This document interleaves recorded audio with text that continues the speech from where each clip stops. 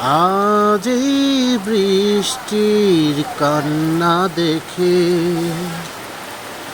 মনে পড়লো তোমায়, অশ্রু ভরা দুটি চোখ, তুমি ব্যথায় কাজল মেখে লুকিয়েছিলে ওই মুখ। আজ এই বৃষ্টি কান্না দেখে